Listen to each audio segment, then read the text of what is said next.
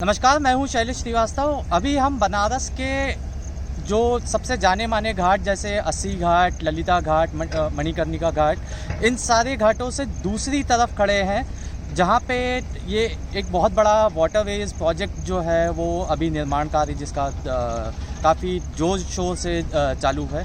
यहीं से हमारे दाहिनी तरफ अगर देखेंगे तो एक बहुत बड़ा कैनाल, लगभग 7 किलोमीटर लंबा कैनाल बनाया गया है। इसी प्रोजेक्ट के बारे में, जो ये गंगा के बीचों बीच जो ये प्रोजेक्ट बनाया जा रहा है, इसी के चलते हमने स्थानीय लोगों से, जैसे जिनका जीवन गंगा पे आश्रित है, पर्यावरणविद जो हैं और जो पब्लिक हेल्थ पे काम करने वाले लोगों हैं, उनसे बात की है और जाना है कि इस प्रोजेक्ट का उन सभी पे और गंगा पे क्या प्रभाव पड़ेगा। वाराणसी में गंगा के दाहिने किनारे पर राष्ट्रीय जलमार्ग 1 का काम चल रहा है। इसके लिए बालू के टीले वाले क्षेत्र में करीब 7 किलोमीटर लंबी एक नहर खोदी गई है, जो जहाज़ों को टर्मिनल से नदी तक लाने के लिए एक गहरे चैनल का काम करेगी। लेकिन नदी के बीच में हो रही इस खुदाई के बारे में गंगा के पानी और गंगा के इलाकों में ग्राउंड वाटर पर काम करने वाली संस्था इनर वॉइस फाउंडेशन के सौरभ सिंह बताते हैं।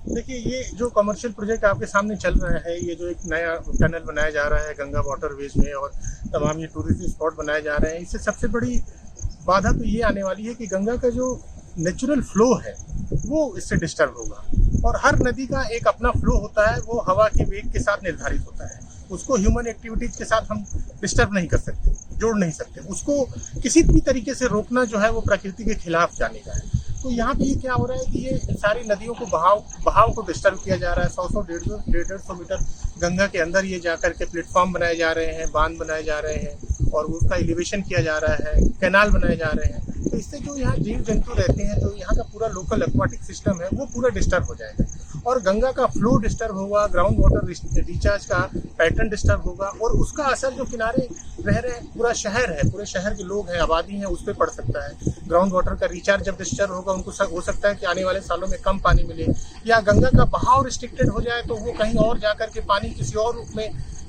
डिस्टर्ब करे लोगों को, फ्लड प्लेन्स में बढ़ जाए, बाढ़ आए, उसकी बहुत दिक्कतें होंगी, तमाम दिक्कतें होंगी। तो इन सब टेक्निकल चीज़ों का अभी अध्ययन नहीं हुआ है। और सबसे बड़ी समस्या तो ये है कि जो एक्वाटिक यहाँ पे सिस्टम है, जिसमें हजारों लाखों बैक्टीरिया हैं, तरह तरह के शैवाल हैं, प्लांट्स हैं, वो पूरा डिस्टर्ब हो जाएगा। उनका जो जीवन लाइफ साइकिल है वो पूरा डिस्टर्ब हो जाएगा। कछुओं के जो बच्चे रिवर बेड में या रिवर बेड में जो पड़े हुए हैं, अब उनका सोचिए, अगर वो ये खोद करके इस तरीके से उस पर प्लेटफॉर्म बना देंगे तो लाखों अंडे कहाँ जाएंगे। उनके साथ तो बहुत बड़ी नाइंसाफी है। ये एक तरह का देखा जाए तो बहुत ही इनह्यूमन ट्रीटमेंट है हमारे देश में, जहाँ कई सरकारों ने नदी को जो है वो जीवित एंटिटी के रूप में मान्यता दी है। उनको कहा है कि नहीं, ये बहुत ही जीवंत प्रक्रिया है और बहुत ही जीवंत चीज़ है। आज उस तरीके से हम इसकी हत्या कर रहे हैं, हम प्रकृति की हत्या कर रहे हैं। और प्रकृति की नहीं, ये साथ जुड़े जो लाखों लोग हैं, करोड़ों लोग हैं जो किनारे पर रहते हैं, उनकी हत्या हो रही है, जीव जंतुओं की हत्या हो रही है। पूरा जो रिवर सिस्टम है, एक्वाटिक सिस्टम है, उसके साथ ये अन्याय हो रहा है। गंगा जो है वो सिर्फ लोक आस्था की चीज़ नहीं है। गंगा से लाखों लोगों की आजीविका जुड़ी हुई है और करोड़ों लोगों को गंगा से भोजन मिलता है, पानी मिलता है। ये जो नदी का सिस्टम होता है, उससे पूरी सिंचाई की व्यवस्था होती है। ये जो गंगा का पानी है या किसी नदी का जो पानी है, वो किनारे लाखों लोग जो रहते हैं, लाखों गांव हैं जो वहाँ करोड़ों लोग रहते हैं, और इसको हम गंजेटिक प्लेन के नाम से जानते हैं। वहाँ पे इसके पानी से सिंचाई होती है, फसलें पैदा होती हैं, जिसको कि लोग साल भर खाते हैं। तो ये कहीं बहुत बड़ा विषय है। अगर हम इसकी बात करें एक कमर्शियल प्रोजेक्ट की, सिर्फ उसके लिए करोड़ों लोगों को जन स्वास्थ्य को या करोड़ों लोगों के खाने को और पीने के पानी को खतरे में डालना, ये कहीं से भी समझदारी नहीं है। वाराणसी के Mahamana Malaviya institute of technology for Ganga management के डायरेक्टर और जाने माने नदी विशेषज्ञ प्रोफेसर उदयकांत चौधरी इस नहर को अनसाइंटिफिक बताते हुए कहते हैं, अभी जो नहर बन रही है बालू के क्षेत्र में, बालू को खोद करके नहर बन रही है, तो नहर तो गंगा, ये सैंड बेड जो होता है गंगा का स्टेबल क्षेत्र होता है, न इरोड करता है, केवल डिपोजिट करता है। उसमें नहर आप बनाएंगे, नहर फिर खुद जाएगा, नहर फिर भर जाएगा बालू से, तो वो अनसाइंटिफिक है।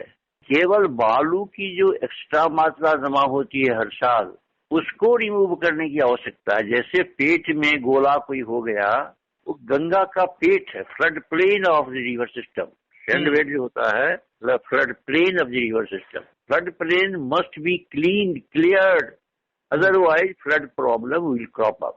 यही फंडामेंटल है। वो स्टेबल क्षेत्र है गंगा का, उसमें सेडिमेंटेशन ज्यादा होने से ड्रैग उसको कहते हैं ड्रैग फोर्स का बढ़ना, प्रेशर ड्रैग फोर्स का दबाव यदि ऊंचा हो जाएगा तो उसमें फ्लड के टाइम में उसकी ऊंचाई, फ्लड की ऊंचाई बढ़ जाएगी, ऊंचाई बढ़ने से ज्यादा एरिया सबमर्ज करेगा। ये है फ्लड प्लेन में यदि आप खोद करके फ्लड प्लेन को खोद करके नहर बनाते हैं एक ही बरसात में भर जाएगा। इसलिए फंडामेंटली फ्लड प्लेन को ड्रेसिंग की आवश्यकता होती है जिससे उसका प्रेशर ड्रैग कम हो जाए।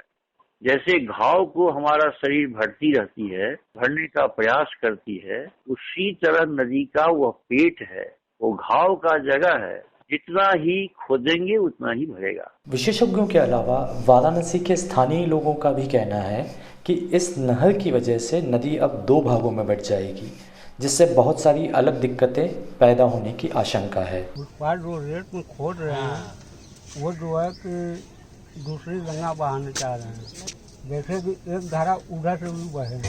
अब भाई देखिए, आप लोग पढ़े लिखे हैं, वो लोग भी पढ़े लिखे हैं, जो करवा रहे हैं उन लोग का डिमांड कुछ और है और हम लोग का डिमांड कुछ और है।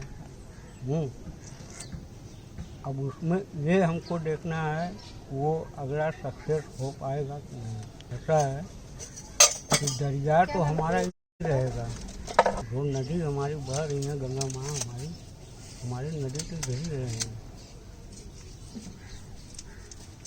और उधर तो हम मुश्किल हम समझ रहे हैं। जैसे अब पहले ये गंगा माँ एक लौती बहती थी, उधर कुछ नहीं बहता था।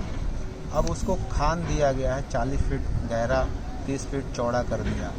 जब वो उसको खाना पानी में डबलेंट उधर जाएगा हमारा, तो यही गंगा जी से ही जाएगा ना। वो तो अलग से उसमें पाइप या टैंकी लगा के बहाएंगे नहीं। वो जब शरीर का एक भी हिस्सा अगर काट के उधर फेंकेंगे तो वो शरीर का ही जाएगा ना वो। तो उसी तरह ये गंगा माँ का पानी जब बढ़ जाएगा तो उसी तरह पानी भी कम होगा, तो पानी में बहाव कम होगा तो गंदगी रुकेगा उसमें। जो पानी में गहराई है वो गहराई कम होगी तो जाहिर सी बात है जितना ये शुद्ध अभी आप साफ पानी देख रहे हैं उसमें फिर आप दूषित हो जाएगा वो।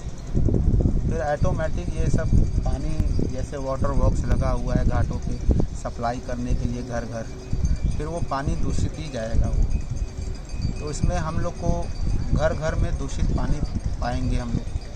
तो जब फैलेगा ये बीमारी तो लाजमी ये नहीं है, सरकारी आदमी क्या है कि पी रहे हैं पानी, पैसा फेंक रहे हैं, उन लोगों के पास नोट आ रहा है, हम लोग के पास थोड़ी नोट आ रहा है। गरीब आदमी यही नलका का ही पानी पीता है ना। कि ये जो यहाँ पे हम लोग गंगा माँ को आचमन कर ले रहे हैं या छू ले रहे हैं, आने वाले समय में ये एक नाला बन के रह जाएगा। क्योंकि जब हम किसी चीज़ को 2 भाग में बांट देंगे तो उसमें परिवर्तन हो जाएगा, उसकी जो स्पीड रहेगी, वेव रहेगी, वो भी तो 2 भाग में बटेगी। इसलिए वो पूरा जो मेन धारा है वो उधर कर दिए हैं, और यहाँ से ये समझ लीजिए वो नाला का जो पानी रहेगा बस वही आएगा जाएगा, अब पानी सूखता ही जाएगा इधर का। इन सभी दिक्कतों के साथ ही गंगा का लगातार कम होता जल स्तर भी एक बड़ी समस्या है।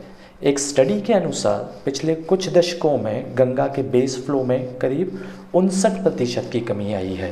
नहर तो ये वो पानी वाला जहाज चलाना चाहते हैं ना, उसका एक स्टॉपेज रामनगर के बगल में बनाया है उन्होंने। क्योंकि पानी जब घट जाता है गर्मी के दिनों में, तब वो जहाज को नहीं चला पाते।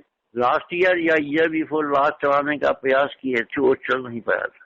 इसलिए ये एक्स्ट्रा चैनल बनाने का प्रयास कर रहे हैं। लेकिन जब पानी रहेगा तब वो चैनल बने काम करेगा। पानी तो है ही नहीं तो आप एक्स्ट्रा चैनल बना कर क्या करेंगे। अगर गंगा में पानी नहीं रहेगा तो सिर्फ पॉल्यूशन ही बचेगा ना। अगर आप पानी की क्वांटिटी को कम करते जाएंगे और उसमें पॉल्यूशन की मात्रा बढ़ती जाएगी तो पैरामीटर्स एक्सीड कर जाएंगे। तो ये बैक्टीरिया फेज तो पहले ही खत्म हो चुका है। तो फिर तो एक नदी जो है वो आज जो 10% या 20% शुद्ध पानी है उसमें, जो इसका BOD आज 2000 है, वो हो सकता है कल 5000 हो जाए। एकदम नाले एकदम सीवर के रूप में बची रह जाएगी। नदी का तो कोई उसमें गुण होगा ही नहीं, कोई उसमें कोई प्रॉपर्टीज होंगी ही नहीं। केमिकली अगर हम देखें तो जो केमिकल डिस्चार्ज है सिर्फ वही बचा रह जाएगा उस पानी में। बैक्टीरिया फेज तो पहले से ही खत्म हो गया है। बाकी जो ऑक्सीजन और जो सारी नाइट्रोजन जो सारी चीजें हैं वो भी एकदम से कम हो जाएगा। फिर नदी तो रहेगी नहीं, फिर तो ये एक सीवर होगा, ये एक नाला बन के यहाँ पे रह जाएगी। फिर उससे सोचिए जो रिचार्ज होगा, जो पानी जाएगा सतह के अंदर, जो सरफेस वाटर रिचार्ज करता है, ग्राउंड वाटर जो रिचार्ज करता है, उसको लोग यूज करते हैं, तो वो तो एक बहुत बड़ा एक